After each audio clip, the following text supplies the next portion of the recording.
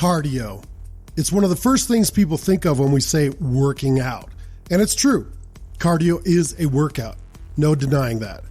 The better question is, what kind of workout is it? When is it actually good for us, perhaps even ideal for us? Does it have any effect on weight loss? And most importantly, is it killing our muscle gains? Hero or villain, cardio is a part of the human experience. It was literally a matter of survival for our hunter ancestors. It is directly responsible for humans to roam and populate the entire planet before today's modern conveniences. Without our cardio abilities, there would be serious obstacles in our path to surviving and thriving. So in this video, we're going to look at a lot of the common misconceptions around cardio, where cardio is actually ideal for us, where it is actually bad for us, and last, we will sum it all up in a super easy way to get the ideal amount of cardio and when. All right, let's go. To start off, let's get one thing out of the way. Many people absolutely hate cardio. Everything about it. The exertion, the sweat, the amount of time it takes, and the sheer boredom involved with it. For them, there is nothing worse than that elliptical machine. That's actually very understandable. But with others, the complete opposite is true. Cardio is an integral part of their life and workout routines. Without cardio, they may even question working out at all. The real answer is in the middle. So let's take a more balanced approach to how cardio fits with our goal for the optimal male physique. First, cardio has in fact been shown to decrease both muscle strength and muscle mass. To be clear, cardio is not a killer of gains. Rather, it can be a limiting factor if your goal is to become stronger and bigger.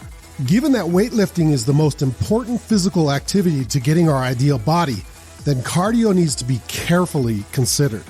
The real culprit of cardio lies in the combination. For both strength and size, doing cardio in combination with resistance training tends to cancel each other out.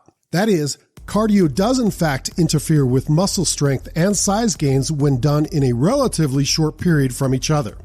At a scientific level, your body employs different adaptation techniques depending on what type of physical stress it's encountering.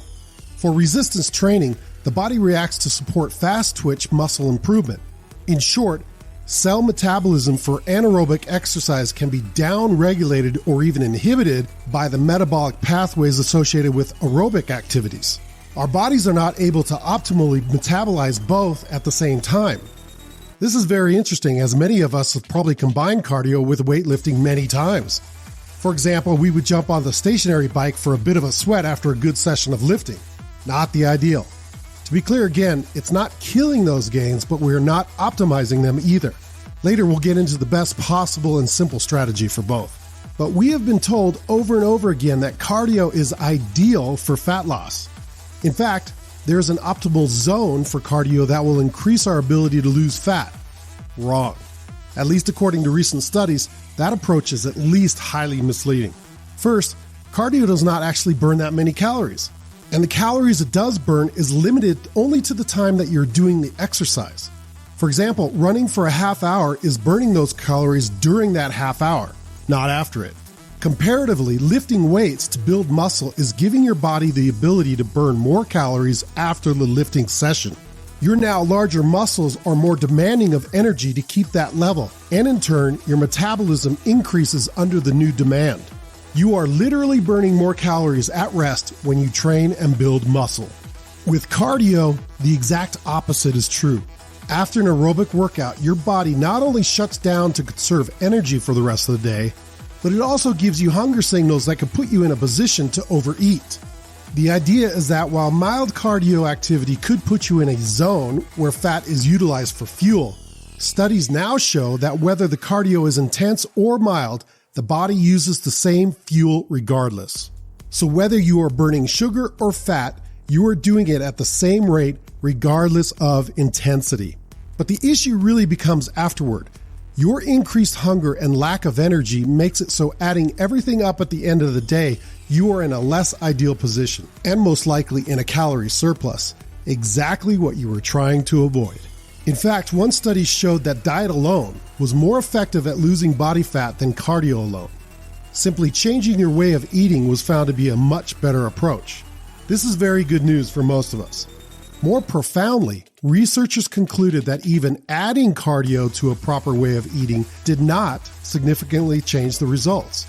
This is very counterintuitive, but if we rely on the scientists who actually have studied this, the conclusion is very clear. Diet and food is the most important aspect of losing weight. That is followed by resistance training. Cardio is a very distant third, if that. So cardio is not bad, of course not. It's just situational. As we began, if our ancestors were not able to move locations or hunt down food, none of us would be here.